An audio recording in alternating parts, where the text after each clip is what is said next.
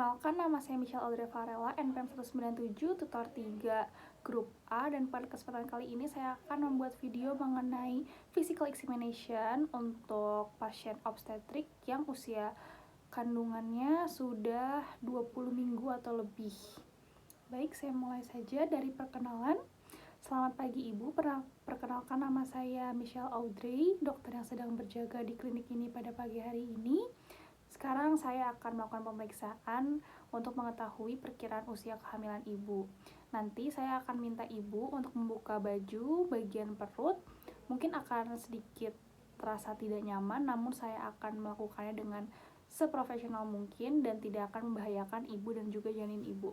Apakah ibu bersedia? Ada yang mau ditanyakan, Bu? Baik, selanjutnya saya akan masuk ke tahap persiapan. Ibu apakah sudah buang air kecil? Jika belum, silakan buang air kecil terlebih dahulu ya. Lalu ibu silakan berbaring di ranjang pemeriksaan dan bisa dibuka baju bagian perutnya ya. Selanjutnya saya akan mencuci tangan dengan sabun menggunakan 6 langkah dan mengeringkannya dengan handuk bersih. Selanjutnya saya akan memastikan peralatannya sudah siap semua, ada pita ukur dan juga stetoskop monoaural. Dan selanjutnya saya akan memastikan bahwa anamnesis dan pemeriksaan umum sudah dilakukan. Selanjutnya ada beberapa hal yang harus diperhatikan dalam pemeriksaan fisik untuk pasien obstetrik ini. Yang pertama, jika usia kandungannya sudah 20 minggu atau lebih, maka final height measurement dan juga assessment dari fetal weight dan presentasinya bisa dilakukan. Kemudian fetal heart rate harus dinilai secara rutin. Kemudian speculum dan juga vaginal examination bisa dilakukan ketika ada clinical indication. Dan selanjutnya, jika usia kandungan dari pasien sudah 36 minggu, maka akan dilakukan bony pelvic examination untuk menentukan kemampuan dari pasien untuk melahirkan normal. Caranya, pasien diposisikan dalam posisi litotomi, kemudian membersihkan area genital, lalu tangan kiri membuka vulva, dan tangan kanan akan diberi gel untuk masuk ke vagina dengan posisi tangan obstetrik. Selanjutnya, ukur promontorium ke sacrum, normalnya itu tidak teraba, dan simpulkan panggulnya itu luas atau sempit. Selanjutnya saya akan melakukan pengukuran tinggi dari fundus. Pertama-tama saya akan berdiri di sebelah kanan pasien, lalu memastikan janin terletak di tengah. Jika tidak, saya akan reposisi terlebih dahulu. Kemudian saya akan mencari letak fundus menggunakan ujung-ujung jari saya secara gentle. Kira-kira di sebelah sini fundusnya. Lalu saya akan menandainya dengan jari telunjuk dengan tangan kiri saya. Kemudian saya akan mencari letak dari superior rami dari pubic symphysis menggunakan tangan saya yang lainnya. Kira-kira di sini.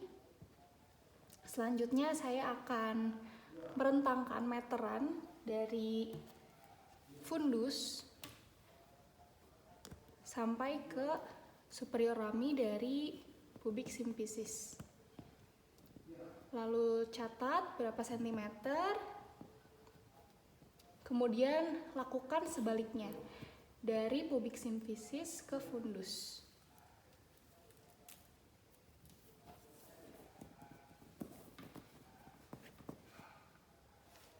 Catat lagi berapa sentimeter, lalu dijumlahkan dan hasilnya dibagi 2.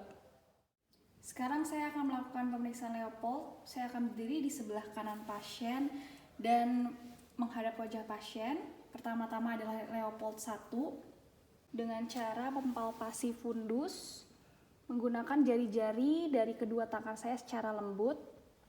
Tujuan dari Leopold 1 ini adalah untuk mengidentifikasi apakah bagian kepala atau bokong yang berada di fundus. Jika yang terasa adalah bentuk bulat, keras, dan melenting, artinya adalah kepala. Dan jika yang terasa itu tidak bundar, lalu lebih lunak dan tidak melenting, artinya adalah bokong.